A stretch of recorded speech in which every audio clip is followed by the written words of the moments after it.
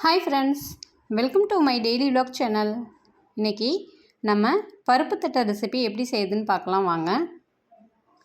நான் 2 டம்ளர் இட்லி அரிசி எடுத்து 2 மணி நேரம் ஊற வச்சு மிக்சியில் போட்டு நல்லா நைஸாக அரைச்சி எடுத்துக்கலாம்.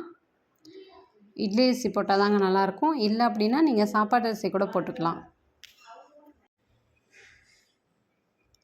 நல்லா இதை நைஸ் பேஸ்ட்டாக அரைச்சி எடுத்துக்கோங்க. இதில் நான் இப்போ இதை வீடியோ எடுக்க நான் மறந்துட்டேன். இதில் கொஞ்சம் எள்ளு, பாசிப்பருப்பு கொஞ்சம், 2 டம்ளர் அரிசிக்கு 1/2 டம்ளர் உளுத்தம்பருப்பு வறுத்து அரைச்ச மாவு நம்ம இதில் கலந்து அமுத்தி வச்சுருக்கிறேன். இந்த அளவுக்கு கொஞ்சம் அமுங்குற அளவுக்கு எடுத்துக்கோங்க. இதை நம்ம உப்பு போட்டு பிசைஞ்சு எடுத்து வச்சுக்கிட்டோம். இதை நம்ம ஒரு குட்டி குட்டி பால் சைஸில் எடுத்துகிட்டு இந்த மாதிரி பூரிக்கட்டை உங்கள்கிட்ட இருந்துச்சுன்னா அதில் நல்ல மெலிசான கவர் எடுத்துக்கோங்க. இல்லைனா அதில் ஒட்டிக்குங்கிறனால அதை ரவுண்ட் ஷேப்பில் கட் பண்ணி எடுத்துக்கிட்டு இந்த மாதிரி நடுப்புற வச்சு அமுக்குனிங்கன்னா லேசாக ப்ரெஷ் பண்ணாவே போதும், அது இந்த அளவுக்கு வந்துடும். இதை எடுத்து நம்ம இந்த மாதிரி துணியில் எடுத்து நீங்கள் போட்டு வச்சுக்கோங்க. இது மாதிரி நம்ம எண்ணெயை அடுப்பில் நல்லா தனியாக காய வச்சிட்டோம்.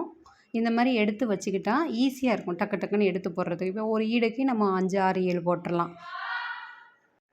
எண்ணெய் நல்லா காஞ்சிருக்கு. இந்த மாதிரி நம்ம எடுத்து வச்சிருந்த தட்டையே இந்த மாதிரி எடுத்து போட்டுடலாம். ஒரு ஈடுக்கு 5, 6, 7 போட்டுடலாம். நல்லா வேகும்.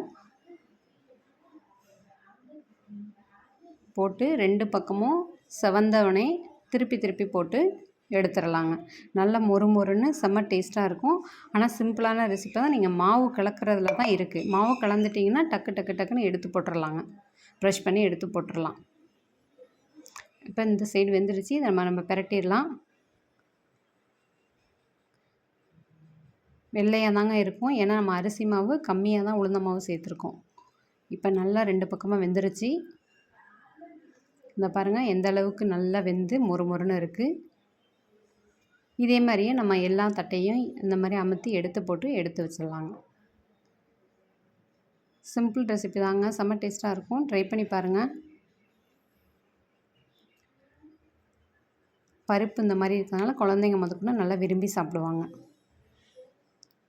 புதுசாக பார்க்க ஃப்ரெண்ட்ஸுங்க லைக் பண்ணுங்கள், ஷேர் பண்ணுங்கள், சப்ஸ்கிரைப் பண்ணுங்கள். Thank you to all.